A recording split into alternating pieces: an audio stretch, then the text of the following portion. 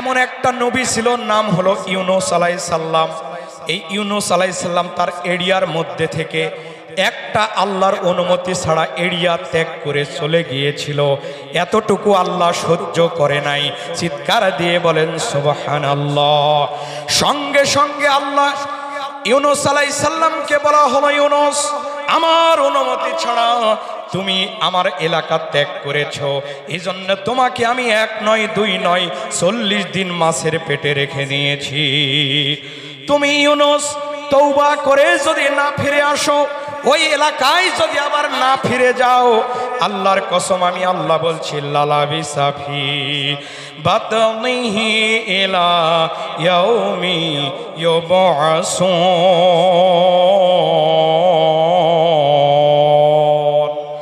ও ইউনুস আলাইহিস সালাম, তোমাকে আমি 1 নয় 2 নয় ইয়াউমা ইউবআসুন, কিয়ামত পর্যন্ত তোমাকে আমি মাছের পেটের মধ্যে রেখে দিতাম।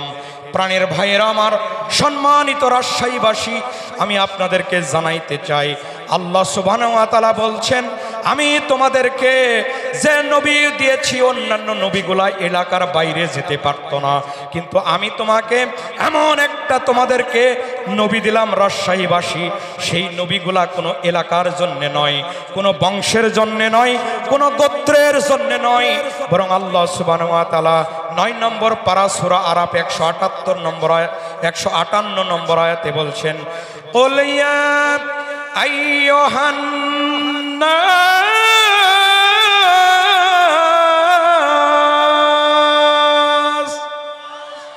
কুল ইয়া আইয়ুহান নাস ইন্নী রাসূলুল্লাহি ইলাইকুম জামিআ।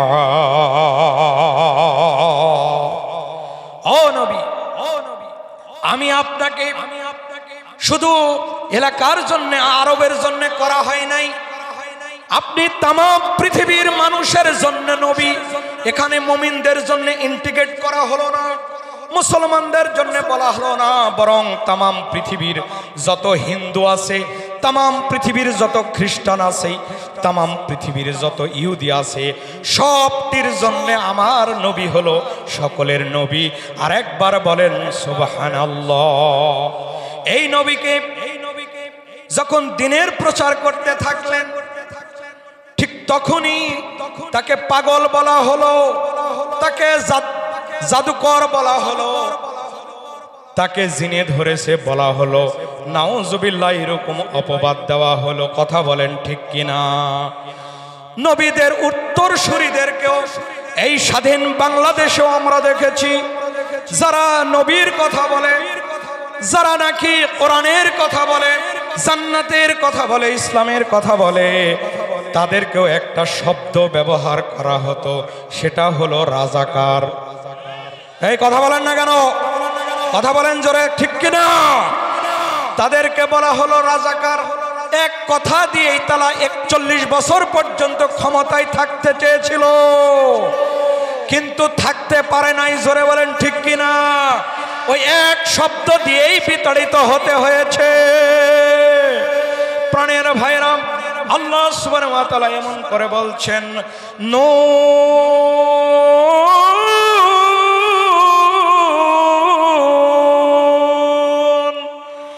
ওয়াল কলামি ওয়া মা ইয়াসতুরুন মা আতা বিনি'মাতি রাব্বিকা বিমাজনুন।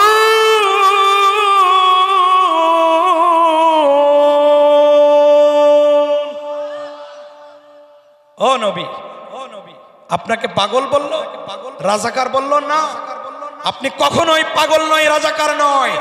এই দেশের আলেম ওলামা সহ তাওহীদি জনতা, ছাত্ররা, এই রাজশাহীবাসী সহ গোটা বাংলাদেশ এক ঝাঁকুনি দিবে, তোমরা দাদা বাবুর দেশে চলে যাবা।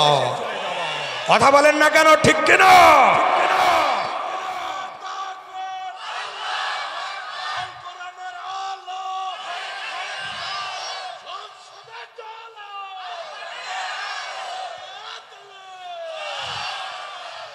ভাইরা আমার কষ্ট পাচ্ছেন? কেউ কষ্ট পাচ্ছেন? আমি কি কষ্ট দেওয়ার কথা বলেছি? যা বলেছি কোরআন এবং হাদিস থেকে। জোরে বলেন ঠিক কিনা? জোরে বলেন ঠিক কিনা? প্রাণের ভাইরা আমার, এই পথটা কোনো মসৃণ পথ ছিল না। আমি যে আয়াতটা তেলাওয়াত করেছি আজকে হামিম সাজদা, ওই আয়াতের ব্যাখ্যা করার চেষ্টা করছি। আল্লাহ সুবহানাহু ওয়া তাআলা বলছেন, ইন্নাল্লাযীনা ক্বালু রাব্বুনাল্লাহ,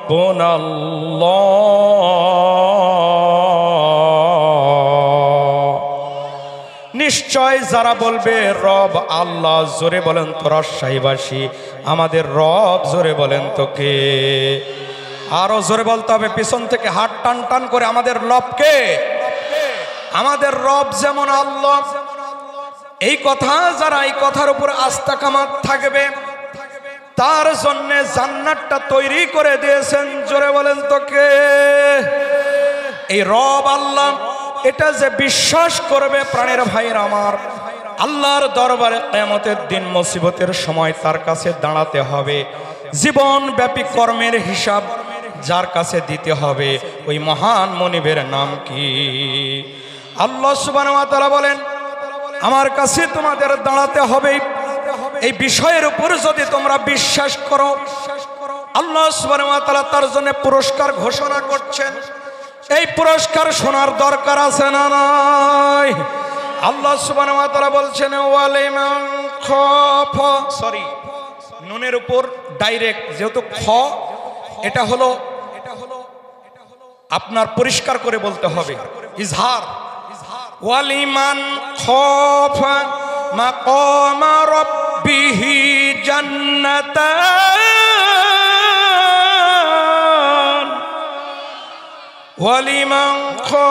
ওয়ালিমান খাফ মাকাম রাব্বিহি জান্নাতান।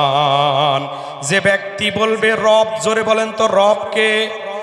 এই যে বললেন, সঙ্গে সঙ্গে সূরা রহমান 27 পারায় আল্লাহ সুবহানাহু ওয়া তাআলা বলে দিচ্ছেন, এই সব রাজশাহীবাসীর জন্যে আমাকে রব বলে স্বীকার করলো, এদের জন্যে একটা নয়, দুইটা নয়, 2টা জান্নাত আমি এদের জন্য রেডি করে দিলাম। ও প্রশান্ত আত্মা, তুমি কোন গুনার কাজে তোমার মন সাই দেয় নাই, বরং জিকির করে করে আমার আত্মাটা প্রশান্ত করেছ। তোমার আত্মার আমার গোলাম, আমার বান্দারা গোলাম, যতই অপরাধ করো, পাপ করো, তুমি পাপ করতে করতে আসমানের সমান যদি পাপ করো, তার চাইতেও আমি রব হলো বড়, তোমাকে ক্ষমা করে দিই। সুবহান আল্লাহ সুবহানাহু ওয়া তাআলা বলছেন, তুমি গুনাহ করতে করতে গিয়া যদি আসমান পর্যন্ত গুনাহ করো, তারপরেও আমি আল্লাহ সুবহানাহু ওয়া তাআলা তোমাকে ক্ষমা করে দিই। সুবহানাল্লাহ বলেন না? তুমি সুন্দর করে জিকির করতে তুমি শান্তি পাও, প্রশান্তি পাও। তোমার জীবন, ব্যক্তিগত জীবনটাকে কোরআন দিয়ে চালানোর জন্য তুমি শান্তি পেয়েছো, প্রশান্তি পেয়েছো। তুমি তোমার পরিবারকে কোরআন দিয়ে চালানোর জন্য শান্তি পেয়েছো। তোমার এই রাজশাহীবাসীর থানাগুলা, এসপি অফিসগুলা, ডিসি অফিসগুলা, সংসদ ভবনগুলা কোরআন দিয়ে চলার দরকার আছে না নাই? এই কোরআন দিয়ে চালানোর জন্য যেমন তুমি প্রশান্তি পেয়েছো, আমি যেমন তুমি শান্তি পেয়েছো, তুমি আমাকে রব হিসাবে মেনে আমার উপর খুশি হয়ে গেছো, অনুরূপভাবে আমি আল্লাহ তোমার উপর খুশি হয়ে যাই। আল্লাহ সুবহানাহু ওয়া তাআলা বলছেন, আইয়াতুহান নাফসুল মুতমাইন্না ইরজি'i ইলা রাব্বিকি রাদিয়াতাম মারদিয়া ফাদখুলি ফি ইবাদি ওয়াদখুলি জান্নাতি।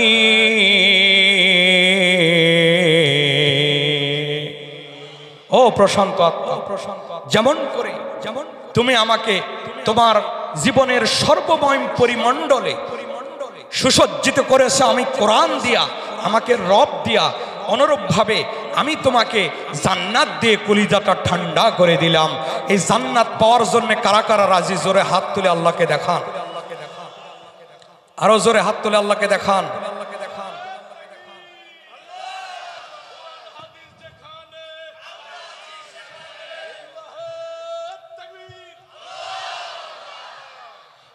প্রাণের ভাইয়ের আমার, যারা বললে আল্লাহ আমার রব, এটা স্বীকার করবে।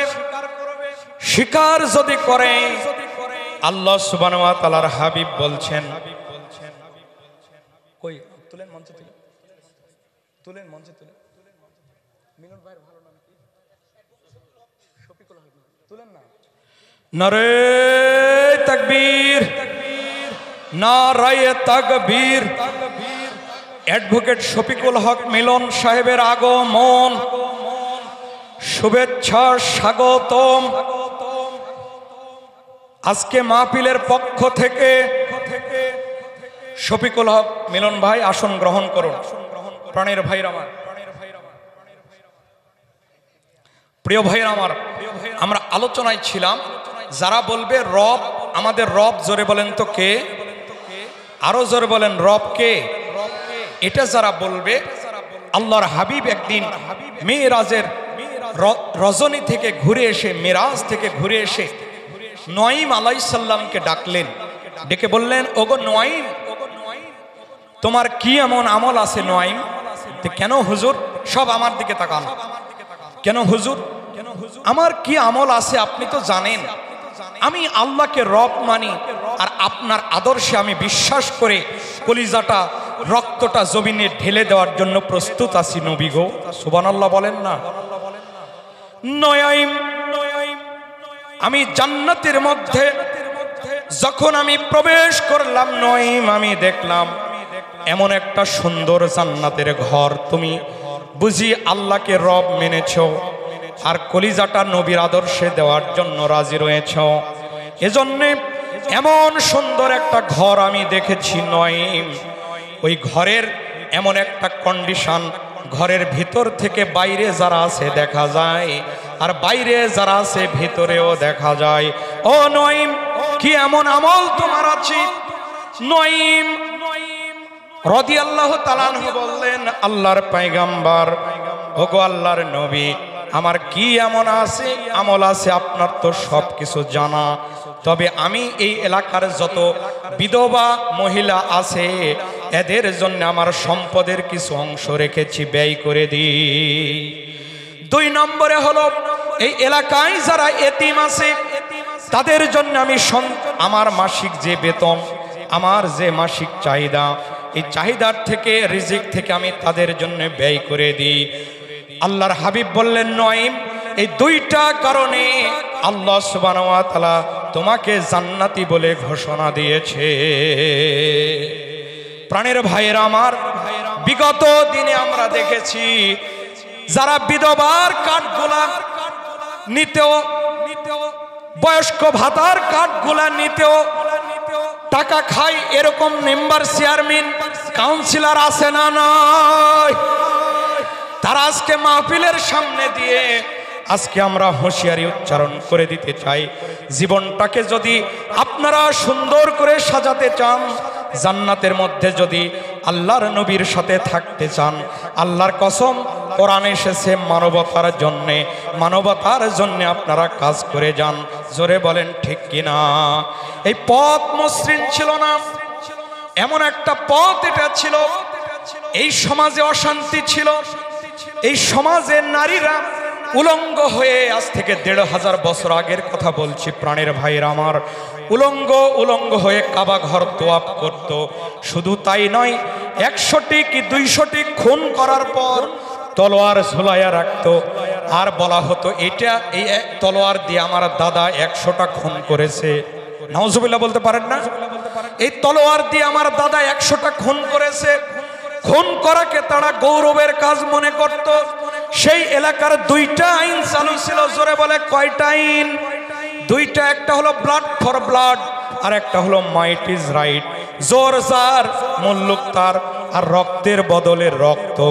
এই লোকগুলা যারা রক্ত নিয়ে হোলি খেলতো, যারা খুন খারাপিতে মেতেছিল, যারা মাস্তানি করত, টেন্ডারি করত, রাস্তার ইট বালি খোয়া চুরি করত, এইরকম লোকগুলা আজকে রাজশাহীতে আছে না নয়?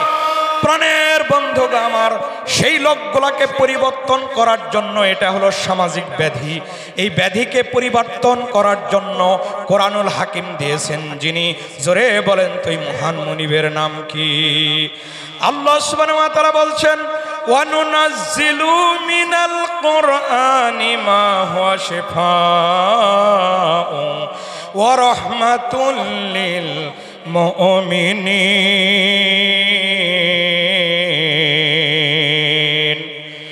প্রেম বাগানে ফুটবে যেদিন ফুল,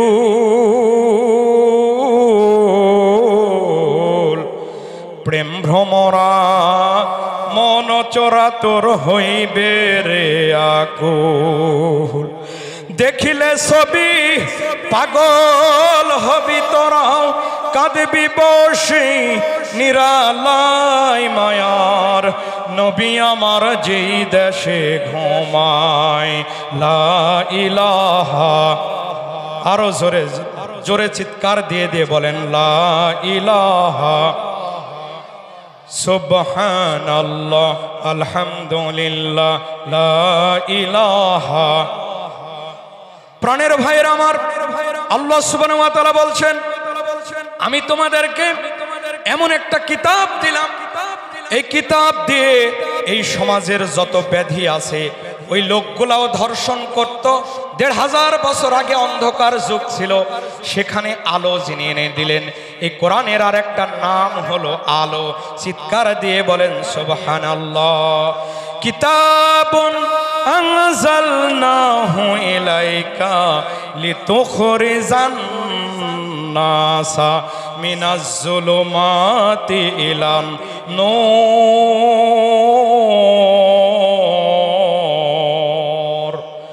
দুই হাত টান টান করে বলেন আল্লাহু আকবার।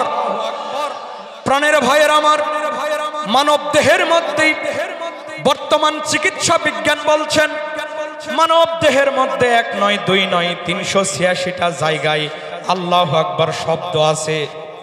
সুবহানাল্লাহ বলতে পারেন না?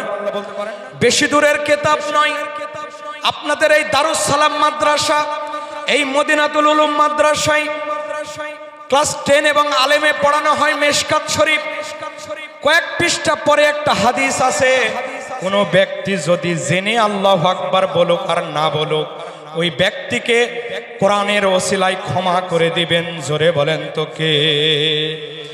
ও নবী, আপনাকে আমি একটা কিতাব দিয়েছি, যে কিতাব দিয়ে আজ থেকে ১৫০০ বছর আগে যারা একজন মানুষ আরেকজন মানুষকে সম্মান করত না, একজন মানুষ আরেকজন মানুষকে ইজ্জত করত না, খুন খারাপিতে লিপ্ত ছিল, এই সব মানুষগুলা জাহান্নামের রাস্তা থেকে ঘুরিয়ে এনে জান্নাতের রাস্তার মধ্যে আমি আল্লাহ সুবহানাহু ওয়া তাআলা এমন একটা সোনার মানুষে পরিবর্তন করেছি, এমন একটা সোনালী সমাজ উপহার দিয়েছি, যেই সোনালী সমাজ দিয়ে, যে কোরআন দিয়ে একটা মানুষ যারা নারীর ইজ্জত লুণ্ঠন করত, ওই মানুষটা একটা দুপুরের দ্বীপ্রহরের একদম গভীর রজনীতে একটা নারী যখন হেঁটে হেঁটে হেঁটে হেঁটে একা গভীর রাতে চলে যেত, তার দিকে চোখ তুলে আঙ্গুল তুলে তাকানোর কোনো সাহস মানুষের ছিল না।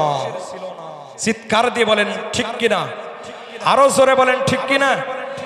প্রাণের ভাইয়ের আমার, এজন্য আল্লাহ সুবহানাহু ওয়া তাআলা আমাদেরকে কিছু পরীক্ষা করবেন। পরীক্ষা বলতে কি, এইতে শীতের দিন লেপ ফাঁড়ি দিয়ে সুন্দর, ওই সময় কিন্তু শয়তান হাত পা টিপে দেয় যাতে এই বান্দাটা ঠান্ডা পানির মধ্যে ওযু করে যাতে আল্লাহকে সেজদা দিতে না পারে, তাহাজ্জুদের মধ্যে যাতে সেজদা দিতে না পারে, এই জন্য শয়তান প্রথম বাধা হয়ে যায়। জোরে বলেন ঠিক কিনা? এই জন্য আল্লাহ সুবহানাহু ওয়া তাআলা বলবেন, তোমাদেরকে ঠান্ডা দিয়া, তোমাদেরকে বিপদ দিয়া, তোমাদেরকে রোগ বালাই দিয়া, তোমাদেরকে অসুখ দিয়া আমি আল্লাহ সুবহানাহু ওয়া তাআলা কিছু পরীক্ষা করতে চাই।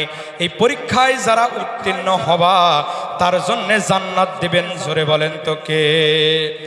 আল্লাহ সুবহানাহু ওয়া তাআলা বললেন, আলিফ লাম মিম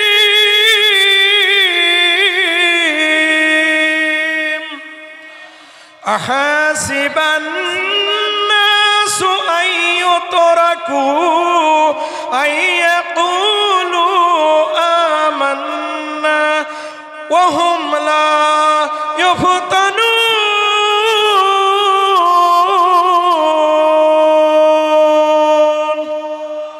আল্লাহ সুবহানাহু ওয়া তাআলা বলছেন, তোমরা কি মনে করেছো ঈমান এনেছি কথা বললেই তোমাদেরকে ছেড়ে দিব? বরং আমি আল্লাহ সুবহানাহু ওয়া তাআলা তোমাদেরকে পরীক্ষা করব ঠান্ডা দিয়া, যাতে তোমরা গরম দিয়েও পরীক্ষা করব।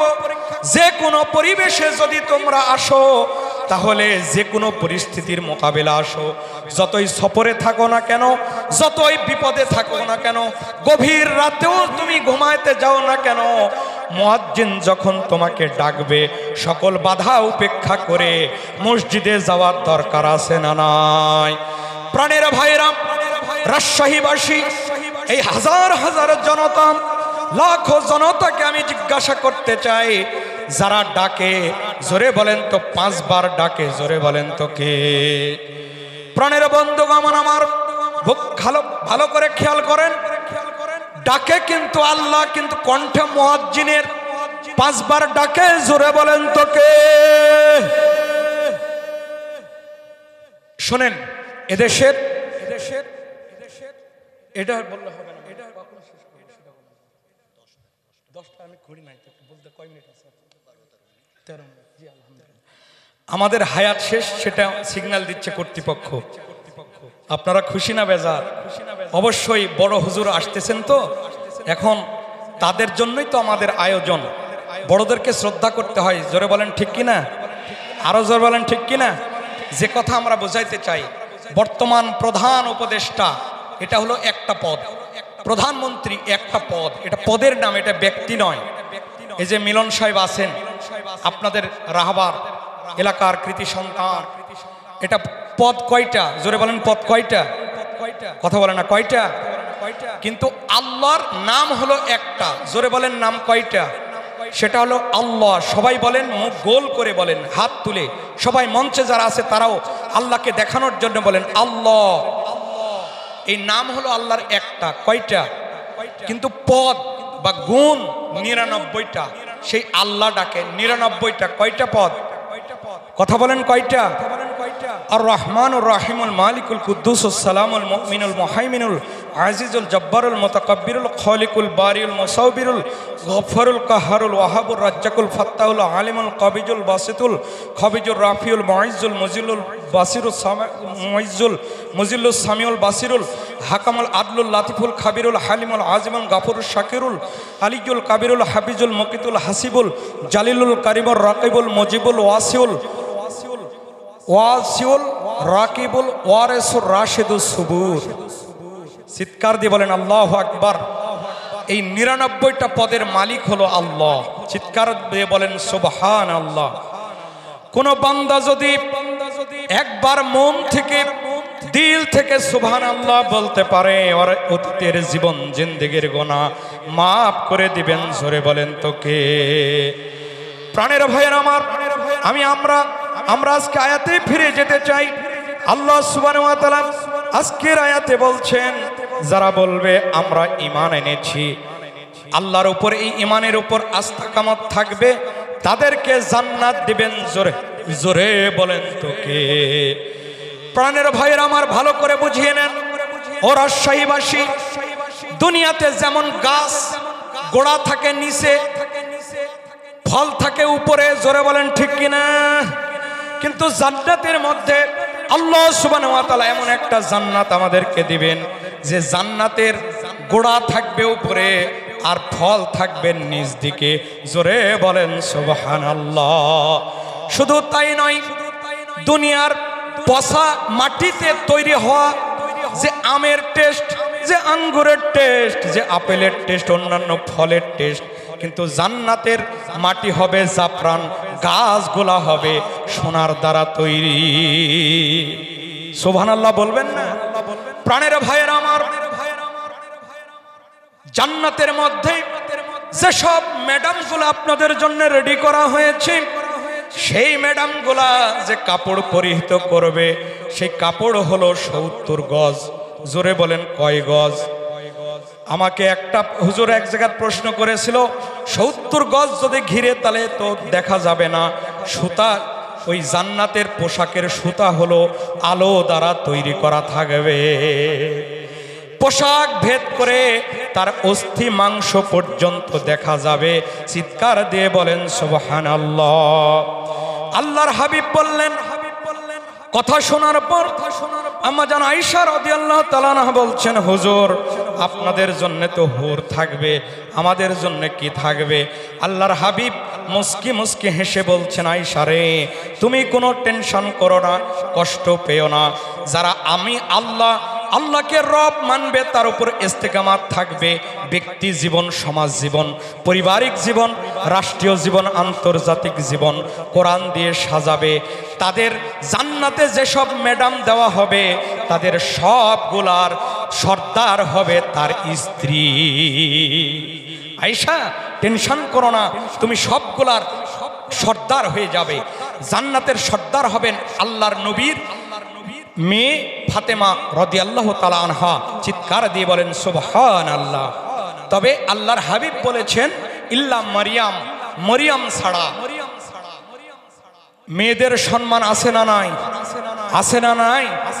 প্রাণের ভাইয়ের আমার, আল্লাহর পয়গম্বর বলছেন, আম্মা জান আয়েশা রাদিয়াল্লাহু তাআলা আনহা বলছেন, আমি আয়েশা গ্লাসের যেখানে মুখ লাগাইয়া পানি খাইতাম, আমার কলিজার টুকরা নবী ওই জায়গায় মুখ লাগাইয়া পানি খাইতো।